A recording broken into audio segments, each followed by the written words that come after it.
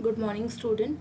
In previous lecture, we have studied the loss of charge method as a part of measurement of high resistance. Now coming to the third method, that is Megger method. It is also used for the measurement of high resistance. Basically, the insulation resistance of any cable can be measured by self-contained insulation tester, which is known as Megger. This Megger is provided by three terminals. We can see in this figure, like there are three terminals of a Megger instrument, that is earth, line and guard. This line terminal is connected to the core of the cable, and we have seen like this cable is immersed in water tank. Okay, this earth terminal is connected to the plate immersed in water or of the side of the tank if suitable, and the guard terminal, this one, is wound tightly around the insulation. Okay, this guard wire is wound here. We have seen this same in the direct deflection method also, that the guard wire is connected across the guard terminal. Now in this instrument we have this rotating handle here. So this rotating handle at a steady speed indicates the value of insulation resistance of the cable by the final position taken up by the instrument pointer on its scale. Okay, this pointer will show the final insulation or resistance. Now during this test,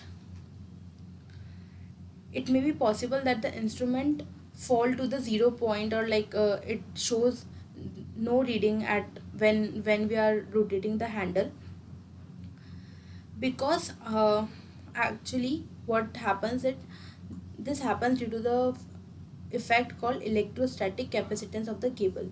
So whenever we are rotating the handle, the instrument pointer just indicates 0 or show no reading, or either it falls to first place only, and after several seconds it will rise and will show the correct reading after it. So this effect is electrostatic capacitance of the cable. Just because of that, in start the instrument do not show any kind of reading. So basically, what is the electrostatic capacitance of the cable?